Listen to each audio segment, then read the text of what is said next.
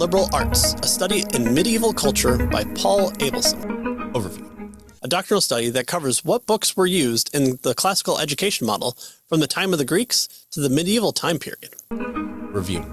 What a fascinating undertaking on the books and materials used of classical education from their starting point to the Middle Ages. Published before the ease of computer database access en masse in 1972, this doctrinal dissertation has to be an amazing undertaking in research. To be able to trace the literature of the 7 subjects back from the time of the Greeks, through the Romans, through the early church histories, and into the modern Middle Ages, I can't even fathom the poring over sources that had to happen. Taking each of the 7 subjects as their own section, Abelson gives a brief accounting of them and traces them throughout the periods described, also with an introduction of where the trivium and the quadrivium were kind of first coined in their collective 7. What's interesting is learning just how much the Greeks did for education, and that we would think that the Romans would have kind of added a lot to it. But it seems the Romans tended to be more utilitarian in their gleanings of the Greeks.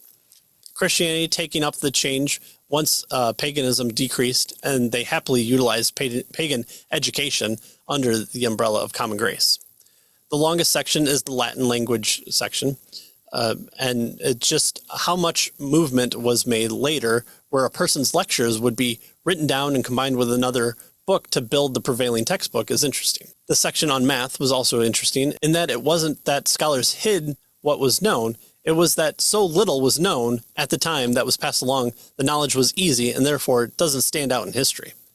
The movement of astronomy to be able to calculate Easter was pretty funny. Where math had a desert of resources until the Renaissance period, music was such a universal concept that there was an abundance of resources, although musician wasn't really a thing until the Renaissance as well, but the study of music was drowning in resources. I believe this work could use a great 3rd edition and combining with a resource list to see if one could track down copies of the work discussed would be a noble undertaking. I was quite impressed with how interesting this book was, and one who was interested in classical education and the philosophy behind it would enjoy this work as I did. Final grade, B+.